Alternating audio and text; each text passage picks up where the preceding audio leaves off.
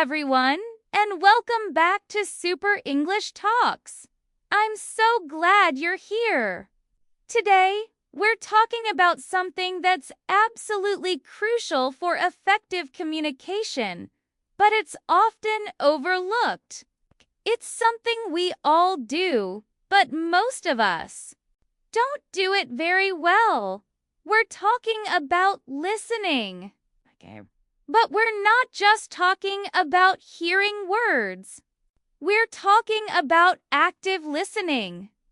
The kind that builds real connections and changes lives. You know, a lot of people think of listening as a passive activity, like waiting for their turn to talk or just thinking about what they're going to say next. But it's so much more than that. It's about genuinely trying to understand the other person, their perspective, their feelings, their needs. When you listen to connect, you take the focus off yourself and put it onto the person speaking. You make them feel seen, heard, and valued. It's not about listening to reply or listening to learn something new. It's about listening to build a bridge to another person. It's a whole different ballgame. Why good listening really matters. So let's get practical here. We all know listening is important, but what's the real impact? On a very basic level, it's the foundation of any strong relationship. When you truly listen to someone, you're creating a space of trust. You're building rapport. Think about it. When someone really listens to you, you feel valued and you're more likely to open up and share. It's like you're saying, "Hey, you're important to me. I care about what you have to say." And you're also saying, "I respect you." This isn't just a feel-good thing either. There's a powerful, almost therapeutic aspect to it. When you have a conversation with someone who is genuinely listening, you feel validated. Your emotions are being acknowledged, and that can be incredibly healing for both people in the conversation. Good listening isn't just for personal relationships, either. Think about the workplace.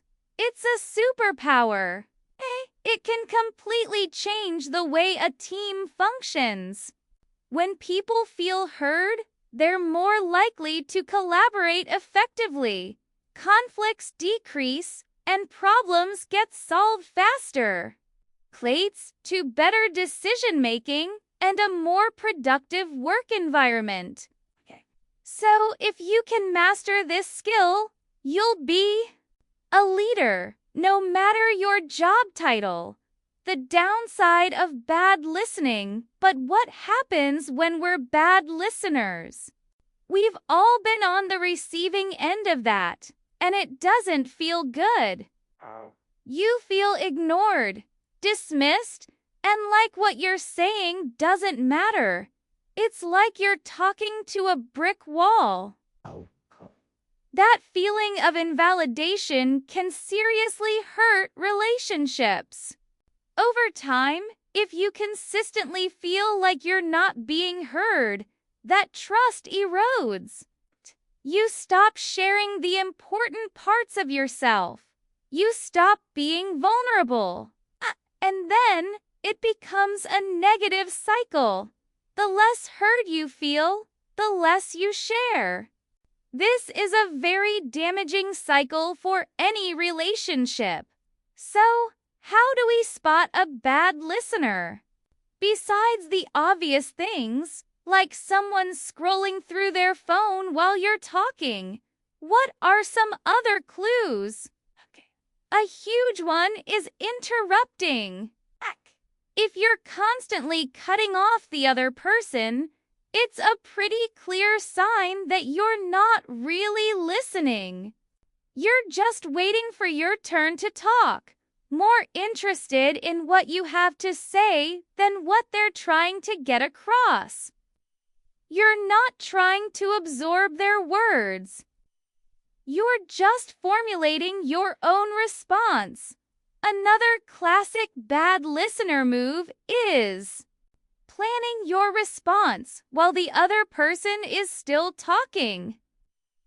You can tell their eyes have glazed over because their mind is already somewhere else, thinking about what they're going to say next. They're not truly present in the moment. And then there are distractions. These aren't just external distractions like a phone or a TV, but also internal distractions like our own thoughts, worries, and to-do lists. These can really get in the way of us being present.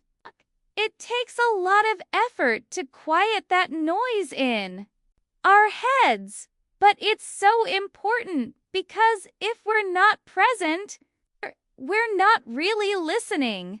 The mindset of an active listener. So, why do we do it? Is it just laziness? I think it's a mix of things. Sometimes people genuinely aren't aware that they're bad listeners. Maybe they were never taught good listening skills, or they don't realize how their actions are impacting others.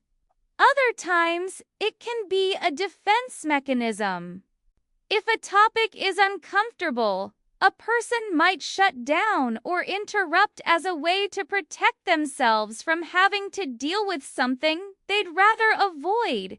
And we have to admit, we live in a world of constant stimulation. We're always multitasking.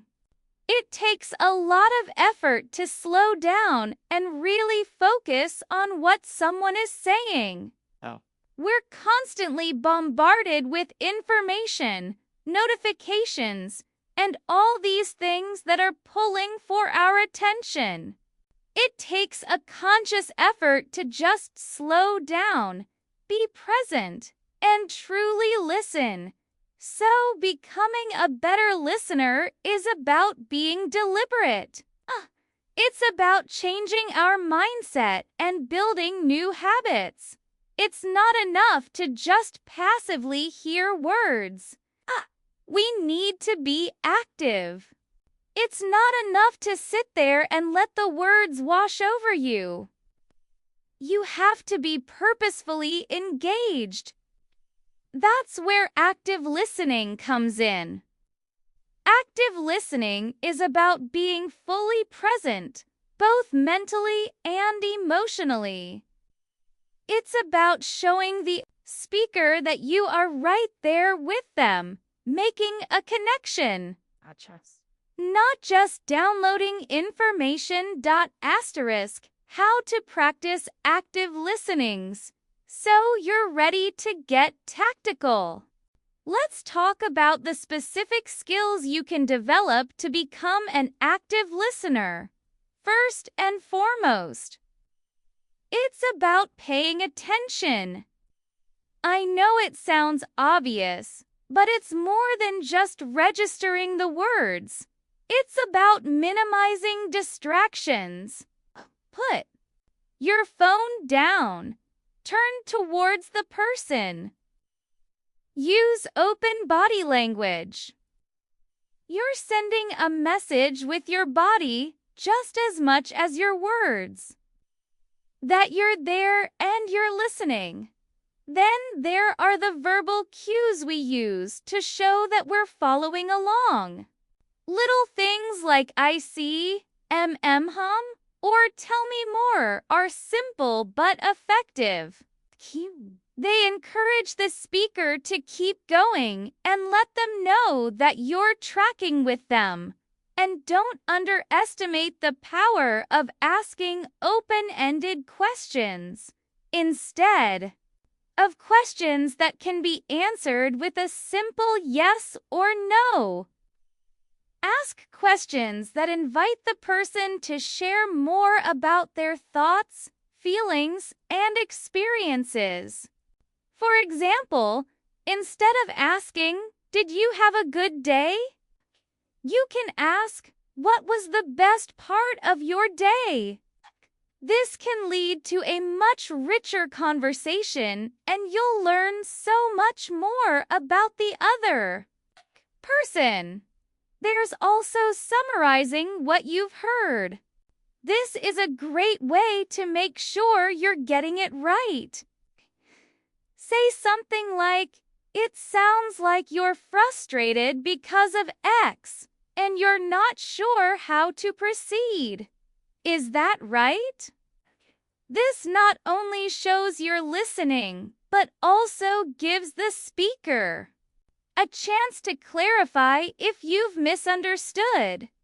It helps build trust because it shows that you're genuinely trying to understand their point of view. The power of empathy. One of the most important tools in an active listener's toolkit is empathy. Empathy isn't just about understanding what someone is saying. It's about trying to understand what they are feeling. It's about putting yourself in their shoes, even for a moment, to get a sense of their emotional landscape. For example, a friend might be telling you about a problem at work. They're using words to describe a conflict with a coworker, but their voice is tight and their shoulders are slumped. A passive listener would just hear the words, "My coworker is difficult." An empathetic listener, however, would pick up on those nonverbal cues. They might say, "It sounds like you're not just dealing with a difficult situation, but you're also feeling really stressed and defeated by it." This simple acknowledgement of their feelings, not just the facts, can make them feel incredibly understood and supported. This doesn't mean you have to agree with everything they're saying or feel exactly what they're feeling. It means you're trying to validate their experience. Validation is a powerful act. It's saying, "I see your feelings and they are real and important." When people feel validated, they feel safe. And a safe space is where genuine connection happens. Overcoming our internal biases. Be honest, we all have internal biases. We have our own experiences, our own beliefs, and our own preconceived notions about how the world works. When we're listening to someone, these biases can act like a filter, preventing us from truly hearing what they're saying. We might dismiss their opinion because it doesn't align with our own. Or we might jump to conclusions based on a similar experience we once had. The key to overcoming this is mindfulness. Mindfulness is about being present in the moment and observing your own thoughts and reactions without judgment. When you notice yourself preparing a counter-argument or thinking, "Oh, I know exactly what they mean," stop for a second. Take a deep breath. Bring your focus back to the speaker. Actively choose to listen with a beginner's mind, as if you're hearing their story for the very first time. This can be especially challenging when you're in a disagreement. It's easy to get defensive and just wait for your turn to prove your point. But the best way to resolve a conflict is to first understand the other person's perspective completely. Even if you don't agree with them, you can say, "I hear what you're saying, and I understand why you feel that way." This is not an admission of guilt. It's a bridge to a solution. The art of the follow-up great listening doesn't end when the conversation does. A great listener remembers what you said and follows up on it later. For instance, if a friend told you about a big job interview, a good listener would text or call them a day or two later and ask, "Hey, how did that interview go?" This simple act shows that you were truly listening, that their story mattered to you, and that they're still on your mind. It reinforces the trust you've built and deepens the relationship. This is particularly effective in a professional context. Imagine a manager who asks their team member about a project they're working on and then, in the next meeting, checks in on its progress. That simple follow-up shows they were genuinely interested, not just asking a perfunctory question. It makes the team member feel valued and confident in their work. So, being a better listener is an ongoing process. It's not about being perfect. It's about being present. It's about being empathetic. It's about putting aside your own internal noise and truly focusing on the other person. A deeper framework for listening now. Let's take this a step further. We can think of active listening in a three-part framework: cognitive, emotional, and behavioral. The cognitive aspect is about paying attention to all the information being conveyed. This includes what's being said directly and what's implied. It's about reading between the lines and using all your senses to get the full picture of what the speaker is trying to communicate, including the nuances of the conversation. Then, there's the emotional aspect. This is about how our own emotions play into being a good listener. As we talked about earlier, our feelings can get in the way. If we're feeling defensive, triggered, or stressed, we might tune out, interrupt, or misinterpret what the speaker is saying. The emotional part of active listening is about managing our own reactions, staying calm, and being compassionate, even when it's tough. It's about creating a safe, non-judgmental space where the speaker can share without feeling criticized or attacked. Finally, the behavioral aspect is about showing your interest and understanding through your words and actions. This includes things like maintaining eye contact, using encouraging body language, and asking clarifying questions. It's about putting all the techniques we've discussed together to show that you're present and engaged. You're using your behavior to say, "I'm here with you, I'm present, I'm listening," * the listening audit. A self-assessmentalists think about this together. The next time you're in a conversation, I want you to be a silent observer of your own behavior. Don't change anything. Just notice what you're doing. Ask yourself these questions. Am I making eye contact with the person speaking? Are my hands on my phone? Or am I fiddling with something? Am I waiting for a pause so I can jump in with my own story? Am I thinking about my response while they're still talking? Am I getting distracted by my own thoughts or something in the room? You might be surprised by your answers.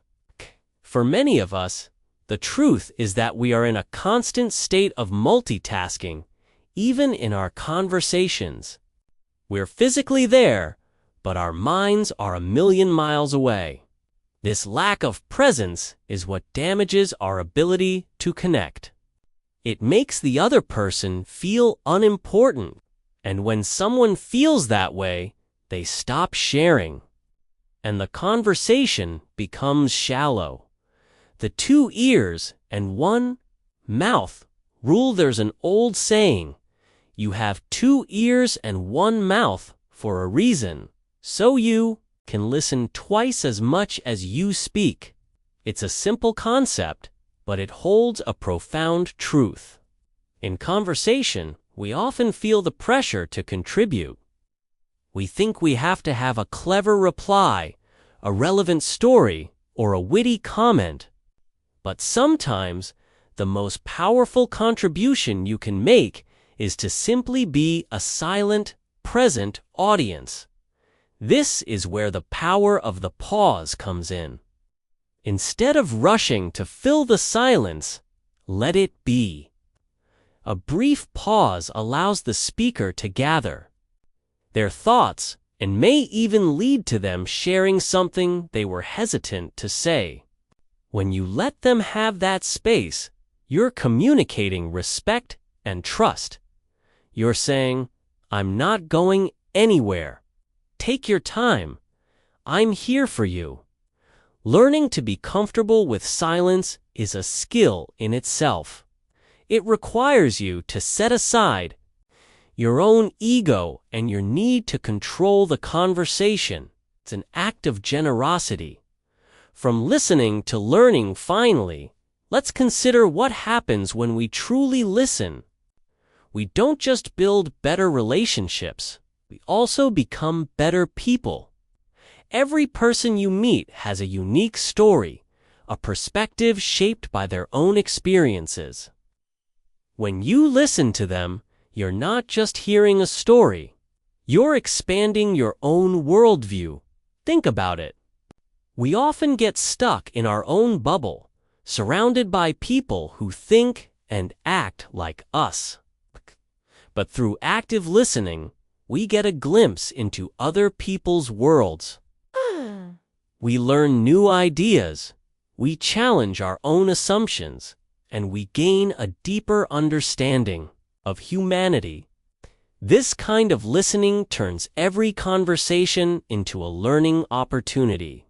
So, this week, I want you to take your listening audit. Observe yourself in conversation and be honest about what you find. Then, try practicing the power of the pause. The next time there's a moment of silence, instead of jumping in, just wait. Let the other person speak. You might be amazed at what they say. Your cheat sheet to better listening nigh. Want to make sure you all walk away with some tangible takeaways. Let's create a little cheat sheet of actionable tips you can start using right away to become a better listener. Repeat the last few words the speaker said. It's a simple but effective technique that confirms you're with them and gives them a moment to think. It shows you're paying attention and allows for a natural pause in the conversation. Avoid paraphrasing unless it's absolutely necessary. Sometimes, people think paraphrasing shows they're listening, but it can actually create confusion and misinterpretations. Whenever possible, stick with the speaker's exact words. Offer small, genuine verbal cues. Little things like yeah, or wow can be powerful, but they have to feel natural. If they sound fake, they'll do more harm than good. Pay attention to nonverbal cues. The speaker's tone of voice, facial expressions, and body language all tell a story. Remember, listening goes beyond just words. You have to pay attention to all those nonverbal signals to get the full message. Practice being comfortable with silence. Don't feel the need to fill every pause. Let the speaker have a moment to gather their thoughts. Sometimes the most important thing a person has to say comes after a moment of quiet reflection. Put your own agenda on hold. When someone is speaking, your only job is to understand them. Don't think about how their story affects you or what you're going to say next. Just be present in their experience. The best listeners aren't born, they're made. It's a skill that you can cultivate and get better at with practice. And the more you practice, the more you'll notice how much deeper and richer your relationships become. So, for this week, I want to challenge you to try one of these tips. Maybe you'll focus on just putting your phone away during conversations. Or maybe you'll practice asking one open-ended question a day. Start small, be deliberate, and watch your communication skills transform. Thanks for joining me today. Wait to hear about your listening journey. If you have a story to share or a tip that works for you, let me know in the comments below. And don't forget to like this video and subscribe to Super English Talks for more conversations that help you improve your communication and language skills. See you next time.